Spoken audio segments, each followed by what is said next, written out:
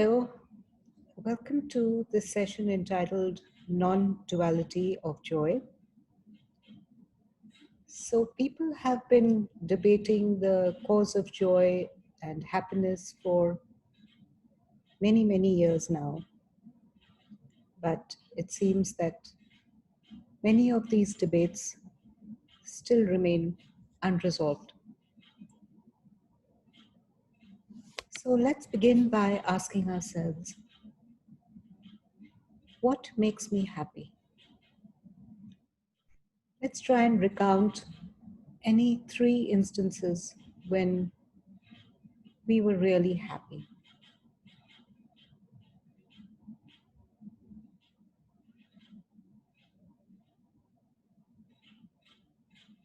Okay, maybe it was when you got a promotion, or maybe when you bought that dream car which you had always been aspiring to buy, or maybe it was just this morning when your spouse said something really nice to you. So the need to be popular, to be successful, to be appreciated are all perfectly reasonable aspirations. But all of them demand an outcome, a quid pro quo. Also, by identifying ourselves with what we have, it brings out even more vividly what we do not have. So unhappiness seems to be the most faithful, constant companion of happiness. So happiness and unhappiness rely heavily upon each other, like 2 sides of the same coin.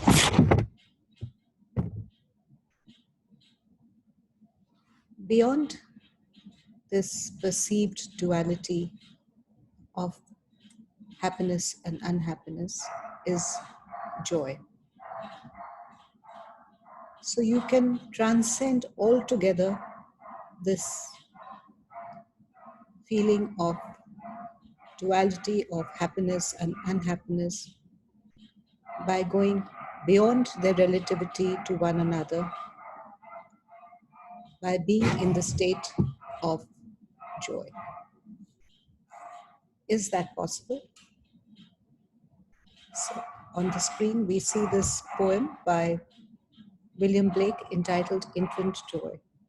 Yes, when we were children, we did experience that complete and pure joy. But it seems to be lost now.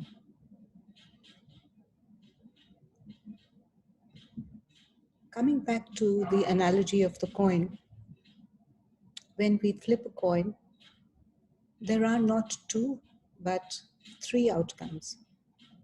Yes, there is a possibility then that the coin can land on its edge, perfectly balanced, in between these 2 states of happiness and unhappiness. If we are completely in balance, we can achieve the state of joy. So joy is not like happiness or unhappiness. It is singular. It has no duality. Now, let's do a small experiment. Let's shut our eyes for a few moments and try and have absolutely no thought. Let's do it now.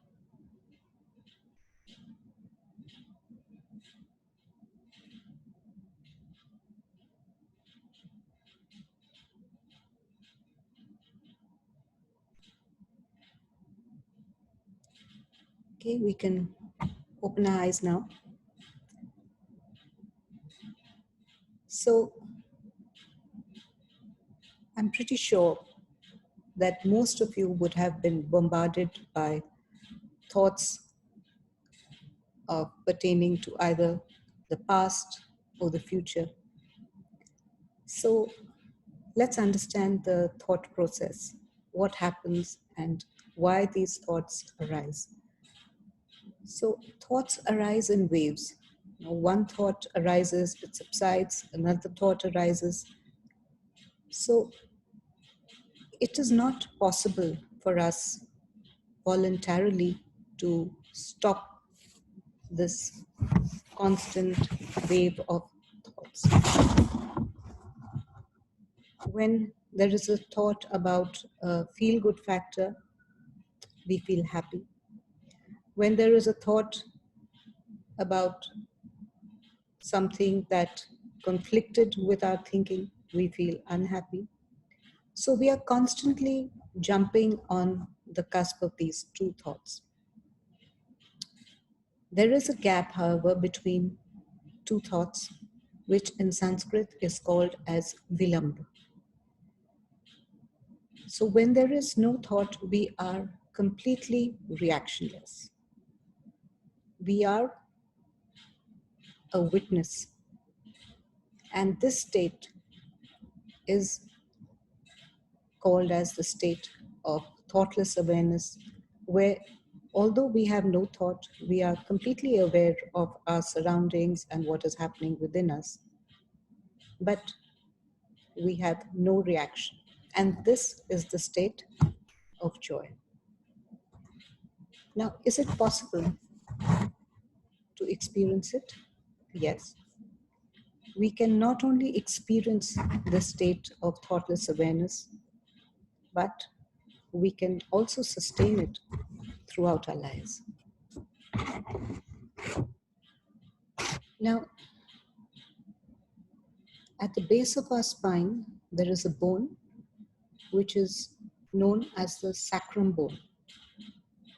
So, sacrum meaning sacred in Greek. It was called so by Hippocrates, the father of modern medicine. The reason it's called the sacrum bone is because it has within it a mothering energy known as the Kundalini energy in 3.5 coils. So when a fetus is still in the mother's womb at the age of about 2.5 months, this divine energy enters the fetus through the fontanelle bone area, through the Brahma Nadi. Now Brahma in Sanskrit means creator and Randra means hole. So this is why some of you may have noticed that in small children, this bone is very soft. And in fact, even the heartbeat is palpable. So this energy, the Kundalini energy, when it enters into the fontanelle bone area, it comes down along the spinal cord.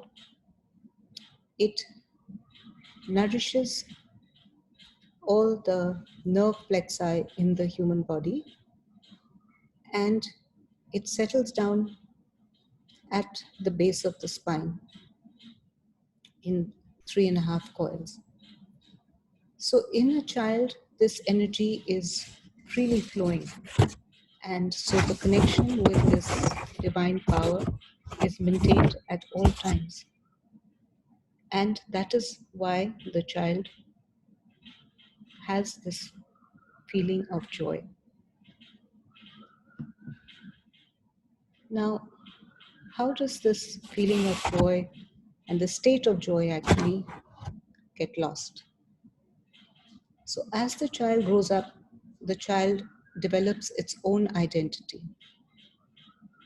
And this forms the balloon of ego on the left side of the brain. Now, following the development of the ego, when the child is scolded or the assertion of the ego is rebuked, it creates a conditioning in the child's mind. And this conditioning creates the superego. This superego forms a balloon-like structure on the right side of the brain. And so this ego and the superego, they keep growing until this fontanel bone area opening is completely closed. And by the age of about 5 or 6 years, the fontanel bone is completely calcified by this growing of the balloon of the ego and the superego or the conditionings. So, is it possible to reestablish this feeling of joy? Yes, if the Kundalini were somehow to get awakened again and reconnect us with this all-pervading power. As you see in this animation, this state of joy can be reestablished within us. So, as you can see, the Kundalini rises. It again nourishes these centers, which are actually the nerve plexuses according to science. We call them chakras.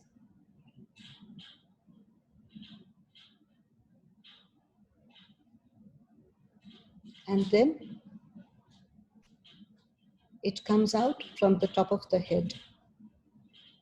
And this is the actualization of the experience of pure joy.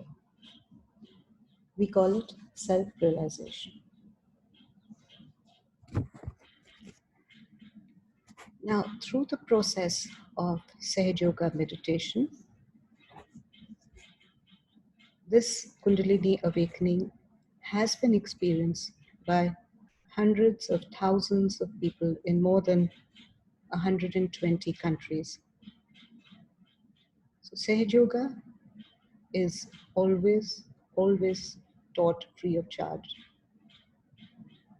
The reason being that one cannot pay for the experience of divine love and joy. It is priceless. So, Sahaja Yoga was gifted to humanity by Her Holiness Srimati Nirmala Devi. And for more than 40 years, she traveled extensively giving public lectures and the experience of self-realization to everyone, regardless of their race, their religion, or circumstances. For her work, she earned many awards and accolades, but most importantly, she won the hearts of many people, many hundreds of thousands of people, and established them in this state of pure, unfettered joy. So Srimati always asked everyone to keep an open mind like that of a scientist and to take the theory of Sahaja Yoga as a hypothesis. And she always said, if you can prove it, that it works for you, then you must accept it as the truth. So everything in Sahaja Yoga is scientific, it's verifiable, it's tangible.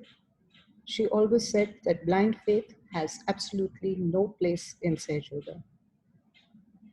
Now, on the screen, you see this research that has been done at the University of Bocconi in Milan. So the brain mapping of practitioners of Sahaja Yoga was done, which revealed some very interesting findings. So normally when we are awake, we have beta waves in our brain.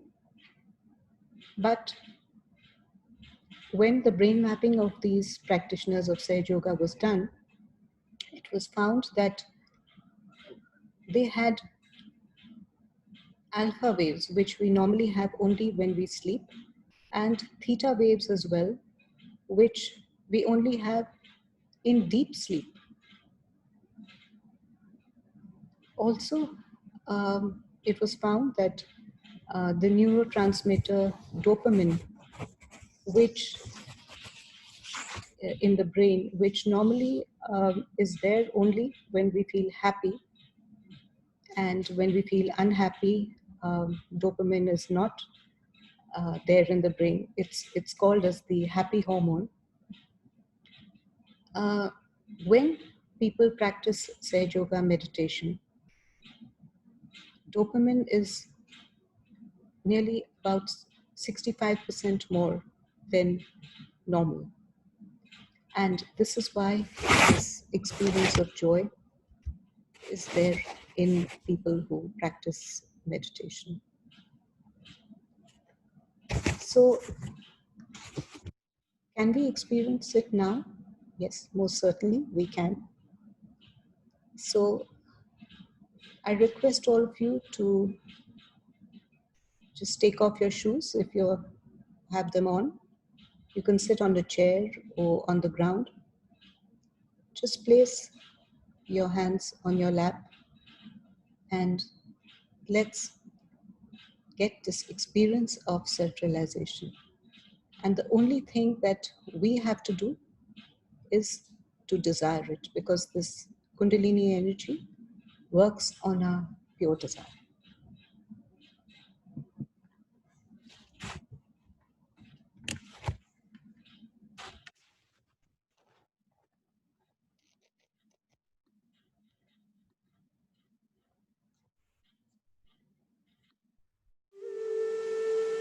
Keep your eyes closed.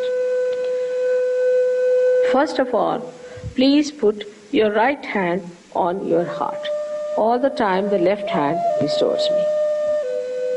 Now, here you have to say, in your heart, with all sincerity, Mother, am I the spirit? Ask the question 3 times in your heart. This is a very fundamental question.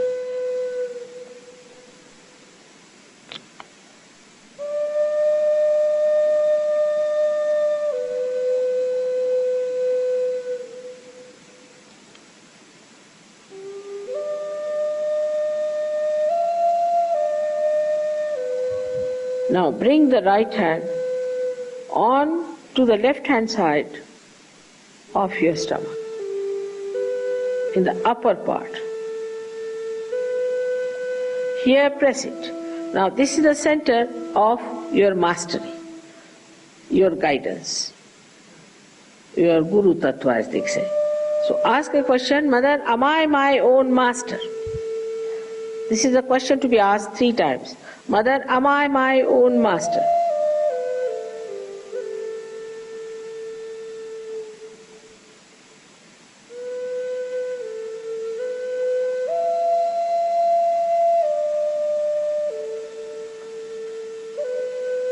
Now, bring your right hand down below, in the lower part of the abdomen.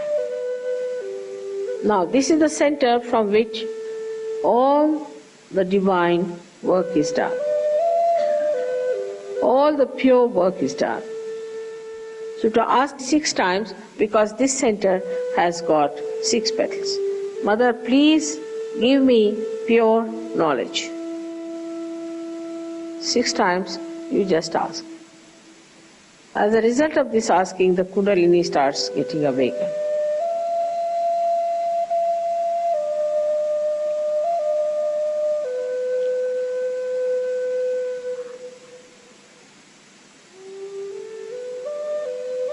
Now to help the Kundalini rise, you have to cooperate with her. So please put your right hand on the left hand side in the upper part of your abdomen and press it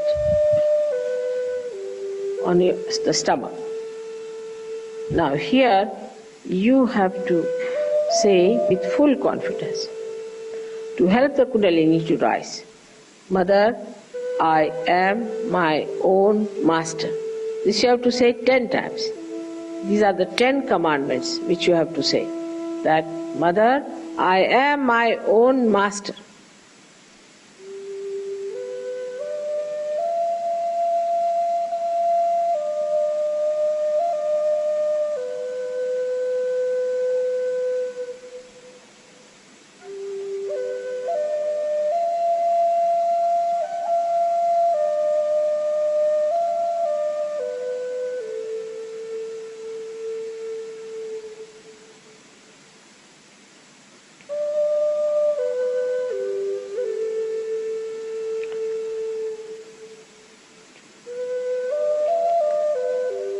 Now, 10 times with full confidence. Now please raise your right hand to your heart.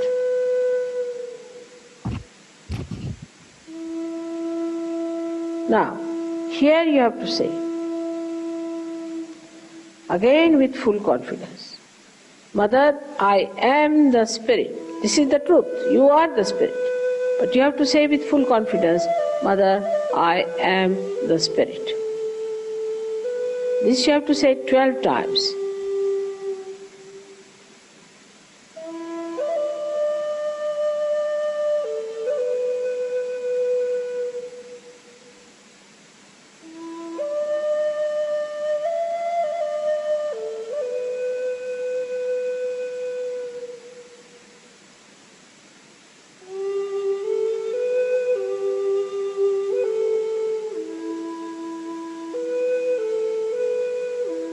Now one has to know that God Almighty is the ocean of love.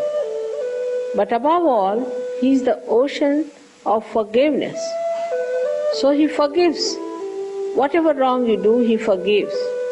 So don't feel guilty and put your right hand across.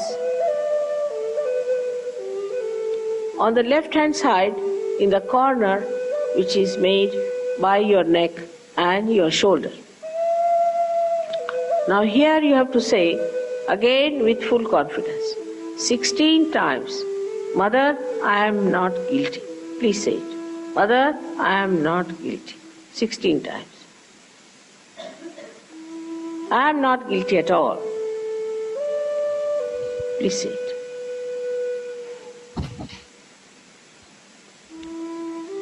Please say it.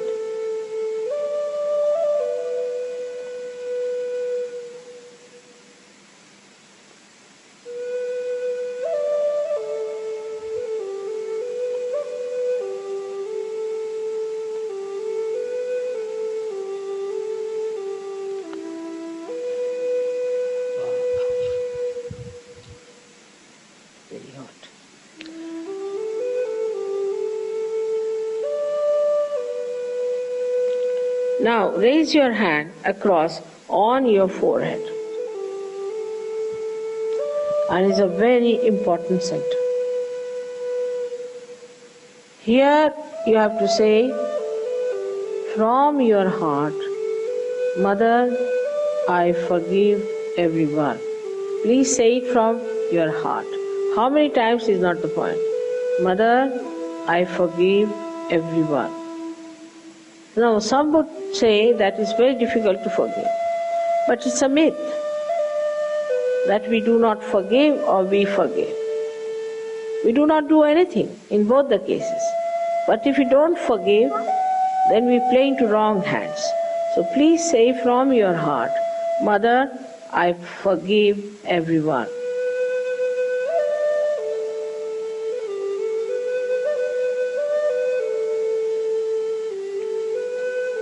Now please take your hand on the back agya, the same center, on the back side of your head and allow your head to rest on it and push it back a little bit. Now here, you have to say,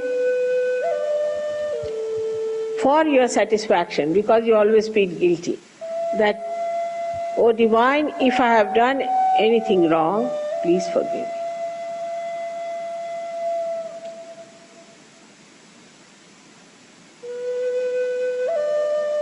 Please forgive me. From your heart. Stretch your hand fully and put your center of your palm on top of the fontanelle bone area, which was a very soft bone in your childhood. Press it hard. Press hard your scalp. Now you have to move it 7 times, saying one thing which you have to ask for. Mother, please give us my self-realization, because I cannot force on you. So you have to ask for it. 7 times, press it hard and move it 7 times, very hard. Slowly, saying that.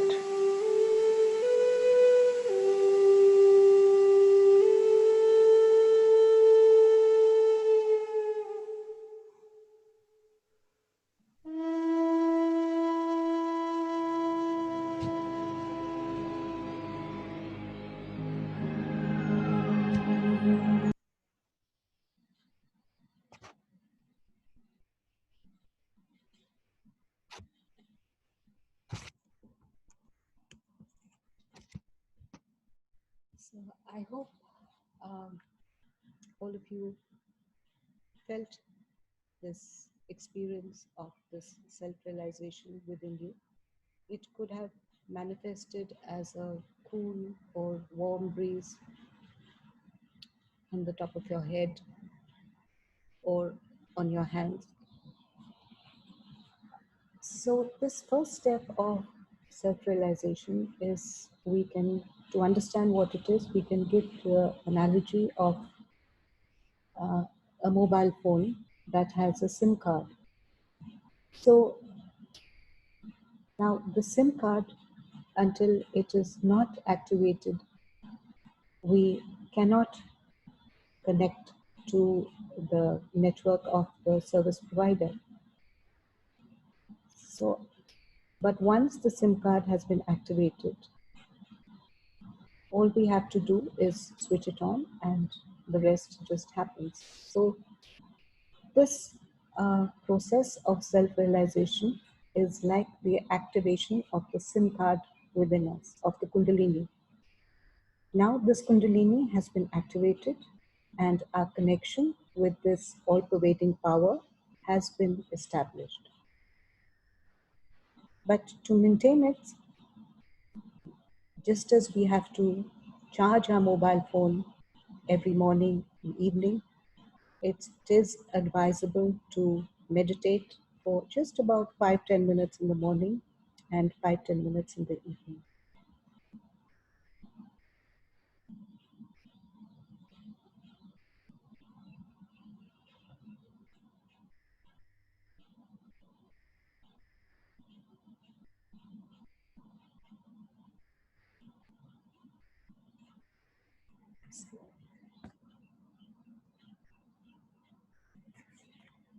So now this is the subtle system within us. We are aware of our physical body, our gross body, but we also have the subtle body within us. Now, in this subtle body, we see these energy centers which are along our spine.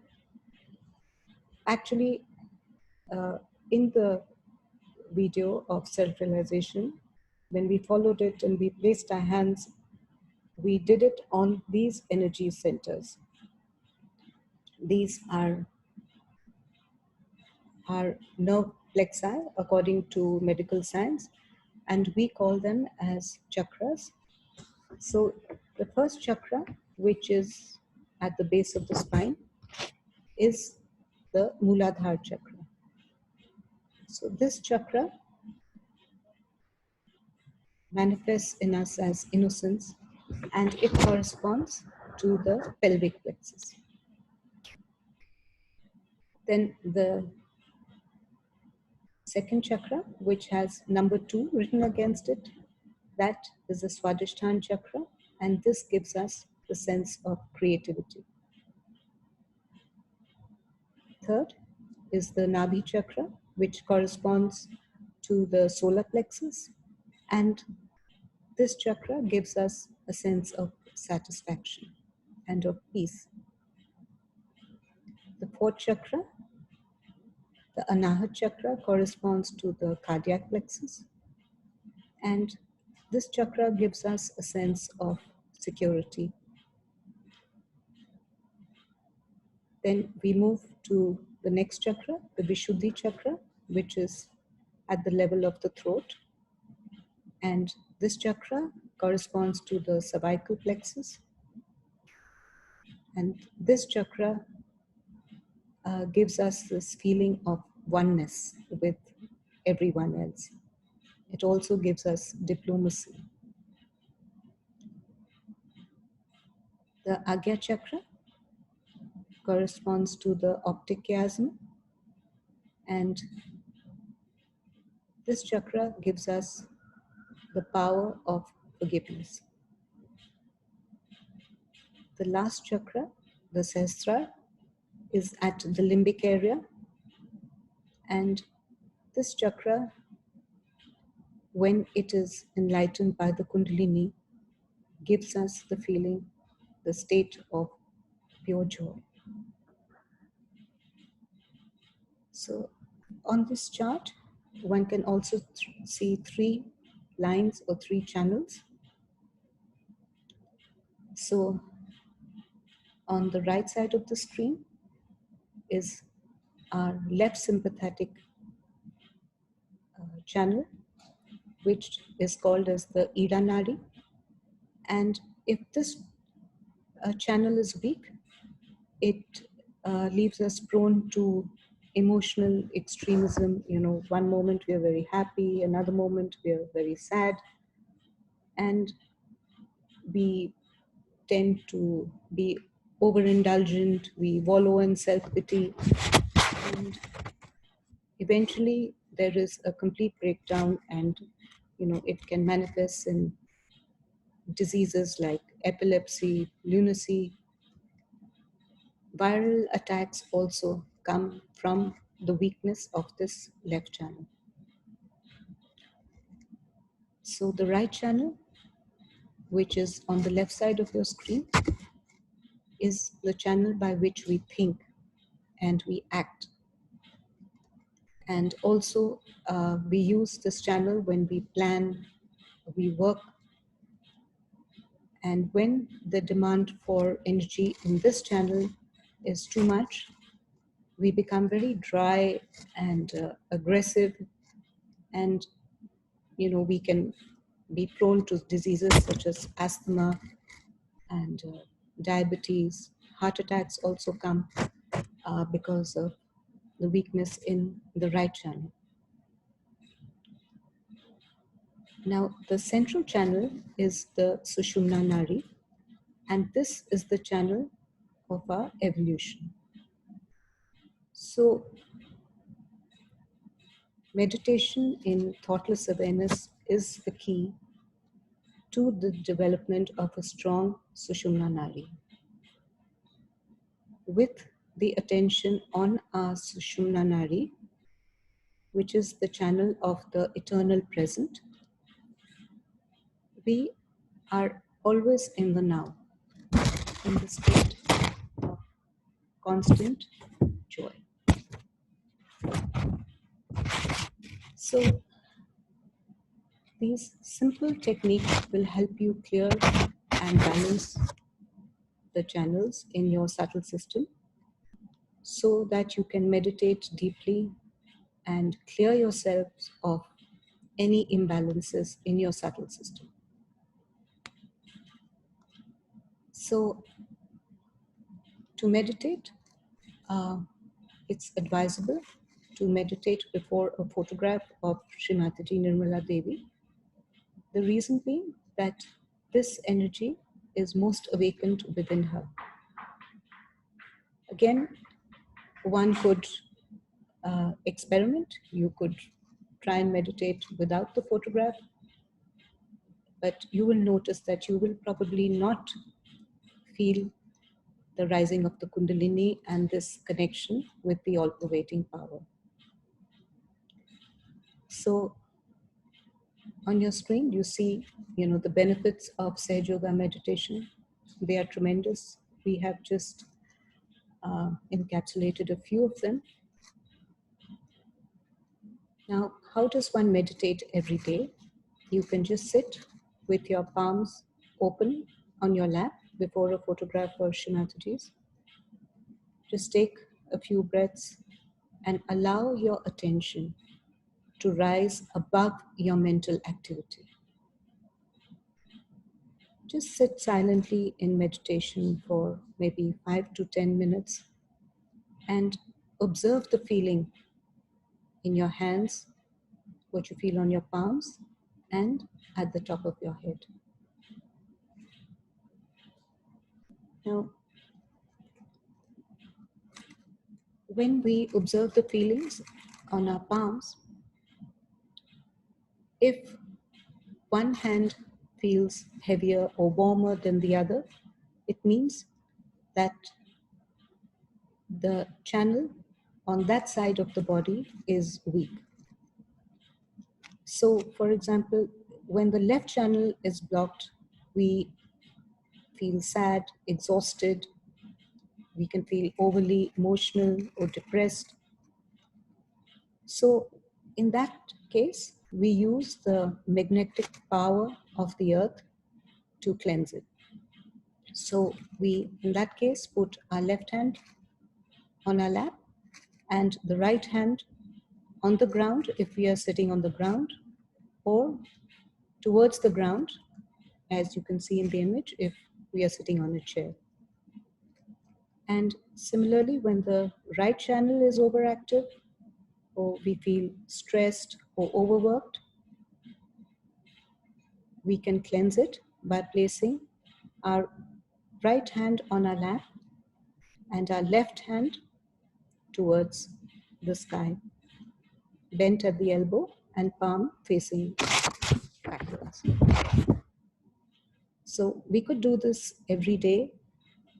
Either it's preferable to do it before we sit for meditation, so that once our channels are clear, the Kundalini energy can rise along the Sushumna Nadi or the central channel. Now, at the end of the day, we can relax by soaking our feet in salt water to relieve the stress that we have accumulated during the day and to get a good night's rest. So we can just sit comfortably on a chair with our hands on our lap before a photograph of Shrimati and place our feet in a basin of water containing a fistful of salt. We can sit like this for about a few minutes, 10 minutes or maximum 15 minutes, and then rinse and dry our feet and flush this water in the WC.